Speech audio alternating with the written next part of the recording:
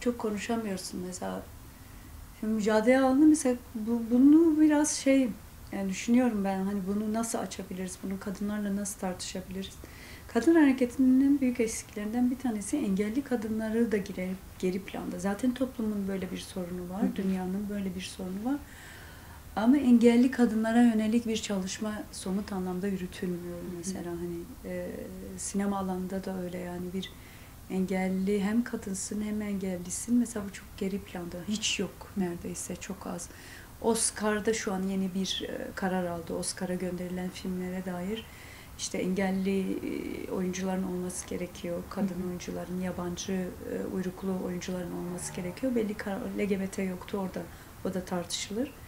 Görünmüyor yani mesela engelli kadınlar, engelli insan görünmüyor ama hele ki engelli kadın hiç görünmüyor yani hiç toplumda yokmuş gibi hani insanlar davranıyor. Biz bu konuda eksiyiz sanırım yani kadın mücadelesindeki engelli kadınların rolü tartışılmıyor. Yani onların hayata eşit temsiliyet şeklinde hayata girmeleri çok ele alınmıyor. Çok geri planda tutuluyor. Çünkü bunu tartışmaya açtığımızda şu an daha büyük sorunlar olduğu için, bir kimlik sorunu olduğu için biz biraz daha mesela bunlara yönelik tartışmalar yürütüyoruz ama yani sadece Diyarbakır'da 200 bin engelli var ve bunun belki 150 bini kadın yani.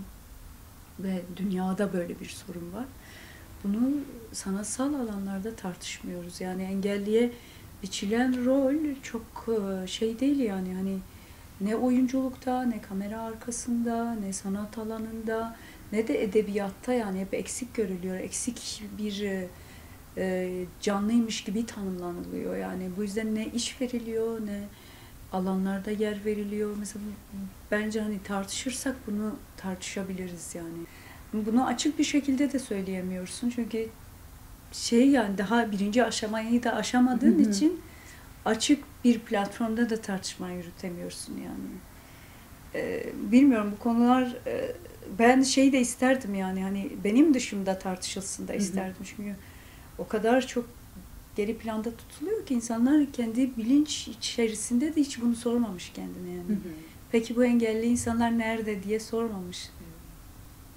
Neredeler, hangi alandalar, niye tiyatroda bir engelli oyuncu yok diye sormamışlar yani.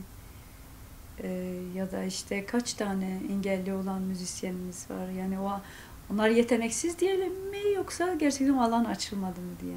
Yani yetenek neye göre belirleniyor yani. Çünkü toplum davranıyor yani bir bireyin engeli varsa onu eksik olarak gördüğü için ona aynı zamanda sanki aklı da yokmuş gibi davranıyor. Aklını da yitirmiş gibi davranıyor yani. Şimdi bu her alanda çok mevcut yani biz evet birçok şeyi aşmışız, birçok şeyi tartışıyoruz, dünyaya ilham oluyoruz ama bu yönünü asla birçok şeyi ele almıyoruz ki şu an savaşın en yoğun olduğu yer Kürdistan'dır. Evet şu an Gazze'de öyle, işte Afganistan en fazla gazisi olan toplumuz belki. Yani ama bu neredeyse hiç ele alınmamış.